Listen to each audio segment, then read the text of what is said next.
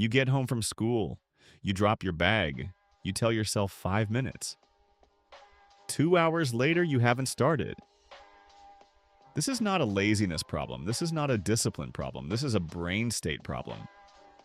After a full day of school, your brain is depleted, not unmotivated, not broken, just running low. And trying to force focus into a depleted brain almost never works. The good news is there are specific things that can change that state, not hacks. Techniques backed by real physiology. None of them take more than 10 minutes, and any one of them can shift how the rest of your evening goes. Here are 6 of them. 1.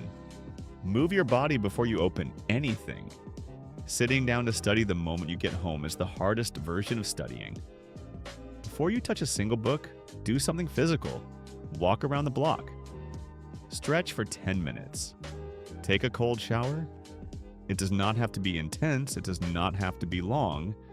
10 minutes is enough. Physical movement increases blood flow to the prefrontal cortex, the part of your brain responsible for focus, memory formation, and decision making.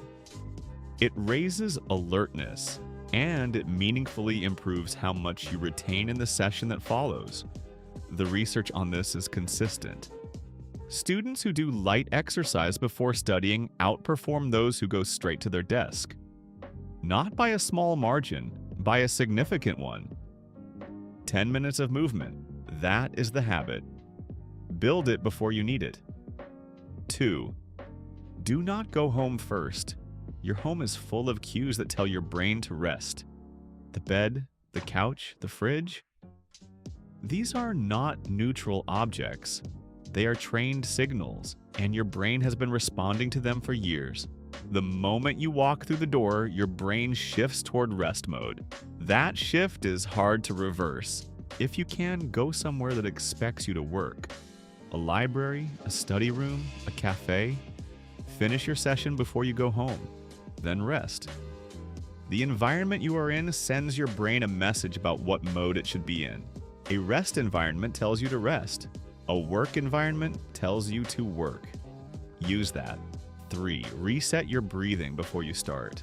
5 minutes of controlled breathing changes your mental state more than most people expect. The technique is simple. Inhale for 4 counts, hold for 4, exhale for 4, hold for 4, repeat. This is not relaxation advice, it is physiology. Controlled breathing activates your parasympathetic nervous system. It lowers cortisol, the stress hormone that narrows your attention and fragments your thinking. It slows your heart rate, and it shifts your brain out of the overstimulated, scattered state that a full school day creates. You do not need to do this for 20 minutes. 5 minutes before you open, anything is enough. Most students skip it because it feels unproductive. The students who do it arrive at their desk calmer and more focused than the ones who do not. 4. Eat and drink something real. Mild dehydration, the kind where you do not even feel thirsty yet, is enough to impair memory, concentration, and reaction time. Most students sit down to study already slightly dehydrated after a full school day. Drink a full glass of water before you start. Eat something with real nutrients, nuts, fruit. A proper meal if you have not had one. Not a sugar spike, not an energy drink. Those create a short peak followed by a crash, and the crash usually lands in the middle of your study session. The goal is steady fuel, consistent energy that lasts through the full session, not just the first 20 minutes of it. 5. Use background sound. For some people, silence is productive. For others, silence lets every stray thought get loud.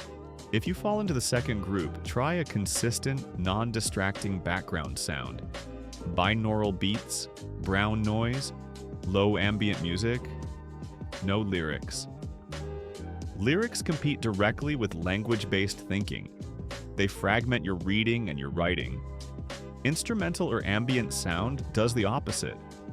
It gives your brain a stable auditory baseline, which makes it easier to stay in a single focus state instead of constantly drifting to whatever else is in your head. You're not using it to motivate yourself. You are using it to give your brain something neutral to anchor to while the rest of it works. 6. Study with at least one other person. When you are tired, studying alone gives you too many exits. Every phone notification, every sound from another room, every slightly more comfortable position. When you are depleted, your brain will take every exit it can find. Studying with others removes most of those exits.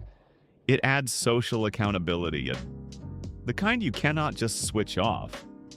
You do not need to be working on the same thing. You do not need to talk. You do not even need to be in the same physical space if you are on a call. Just being around people who are working tends to keep you working too. Being exhausted after school does not mean you cannot study. It means your brain is in the wrong state. And that state can be changed in 30 minutes or less before you open a single book. Change the state first, then start.